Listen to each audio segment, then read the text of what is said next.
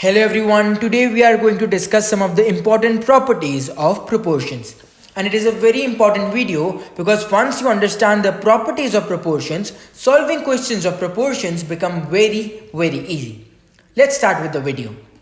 So here our first question is, what are proportions? Okay, and this is the question that we must ask ourselves before diving into the topic.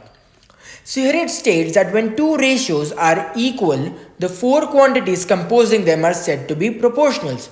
This means that A by B is equal to C by D. Then this means that A, B, C and D all are proportionals. And we have just read ratios, so we know that I can also write A by B as A is to B. Therefore, I can write A by B equals C by D as A is to B proportion C is to D. So you see these four dots are the symbol, are the sign of proportion. Great. Now let's move on to the first property, the first important property of proportions. Also that we must note that in this kind of scenario, or whenever we're talking about proportions, here A and D, so here A and D, both of these are called extremes, and B and C are called means. Why? We will look about it in the next properties. Great. So here, if four quantities are in proportion, the product of the extremes is equal to the product of the means. Okay, so what we are trying to say here is that if four quantities are in proportion, okay, so the first part, four quantities are in proportion. So A is to B proportion C is to D. Now the product of the extremes, so what are extremes? A and D. And what are means? B and C. So what it is trying to tell is that the product of extremes, which is A into D, will be equal to the product of the means, which is B into C.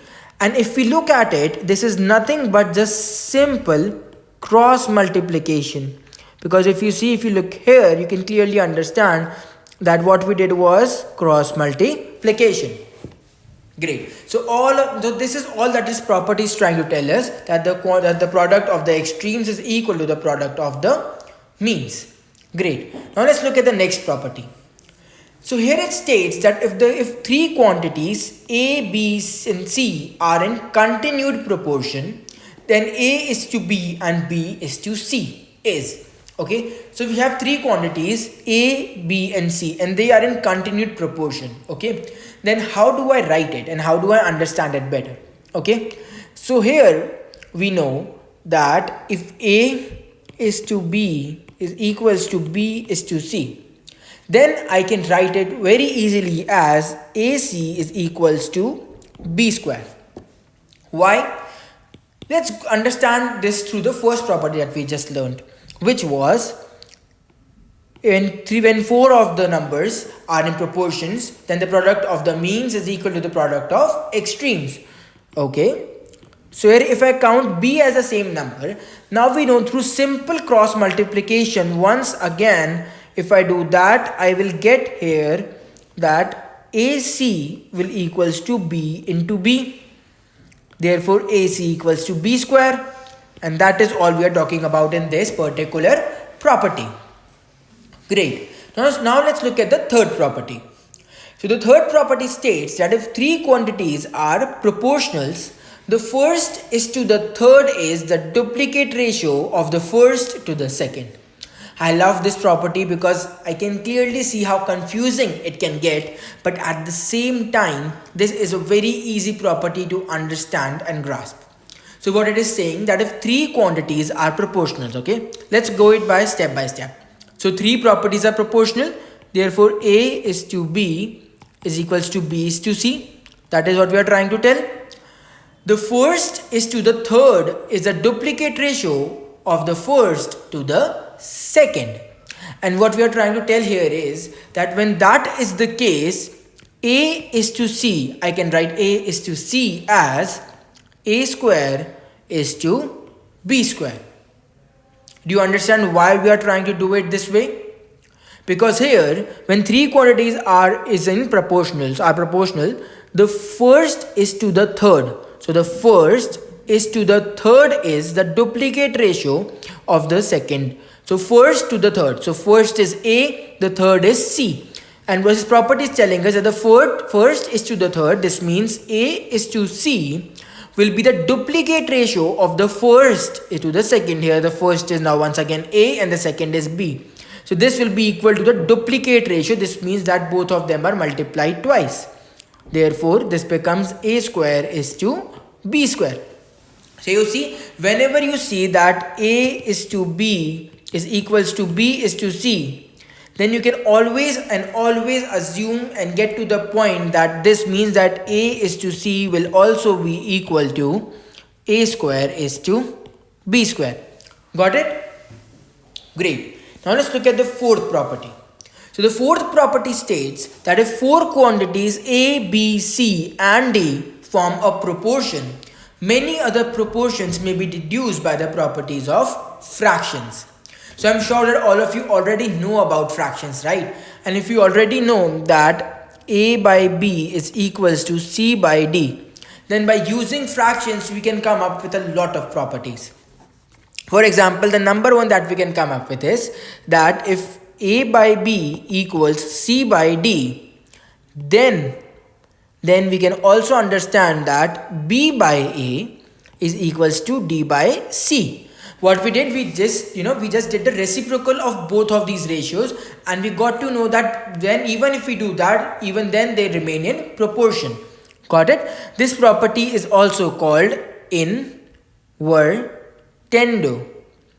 It's called invertendo because we're inverting AB to BA and CD to DC. Great. Now let's look at the second property here. For example, once again, if we have A by B equals C by D, then what I can do? Then I can write A by C is equals to B by D. And what we did was here that we just did a basic cross multiplication. But what was the difference between the cross multiplication we did before and in this one? The difference was that we only cross multiplied this part.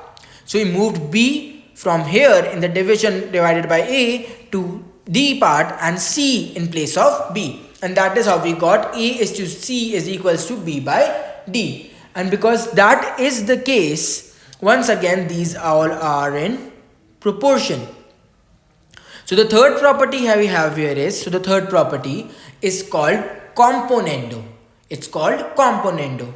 And what do we mean by this? This means that if A by B equals C by D, then A plus B by B will be equals to C plus D by D.